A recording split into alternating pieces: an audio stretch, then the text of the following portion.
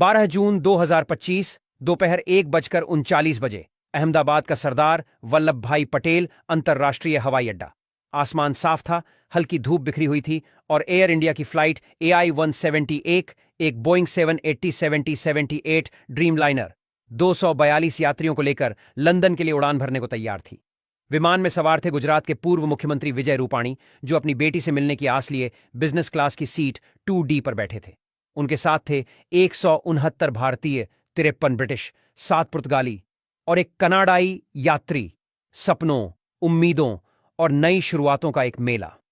लेकिन किसे पता था कि यह उड़ान, जो जीवन की नई कहानियां लिखने जा रही थी, पलक झपकते ही एक बहुत दर्दनाक हादसा बन जाएगा। कैप्टन सुमित सभरवाल, जिनके पास 8,200 घंटे की उड़ान का एक्सपीरियंस था, और उनके साथ फर्स्ट ऑफिसर क्लाइव कुंदर, जिन्होंने 1100 घंटे आसमान को नापा था, कॉकपिट में थे। सभरवाल एक लाइन ट्रेनिंग कैप्टन थे। वह न सिर्फ विमान उड़ाते थे, बल्कि नए पायलटों को भी प्रशिक्षित करते थे। दोनों की नजरें रनवे पर थीं, और जैसे ही विमान ने आसमान की ओर उड़ान भरी, मेघानी नगर के ऊपर समुद्र तल से मात्र 645 मीटर की ऊंचाई पर कुछ अनहोनी होने लगी। अचानक रेडियो पर एक चीख सुनाई दी, मेडे मेडे मेडे।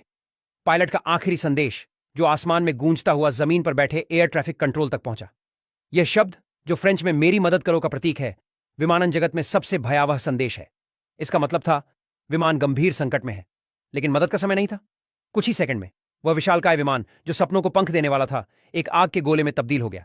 मेघानी नगर के ऊपर आसमान में धुएं का एक काला गुब्बार उठा और धरती पर चीख पुकार मच गई। प्रत्यक्षदर्शियों ने बताया कि विमान का पिछला हिस्सा किसी चीज से टकराया और पल भर में सब कुछ खत्म हो गया। 242 में से केवल एक यात्री, विश्वास कुमार रमेश, चमत्कारिक रूप से जीवित बचा। बाकी सभी, विजय रूपाणी, उनके सहयात्री और चालक दल, उस आग में हमेशा के लिए खो गए। जमीन पर फायर ब्रिगेड की गाड़ियां सायरन बजाती हुई मलबे की ओर दौड़ी।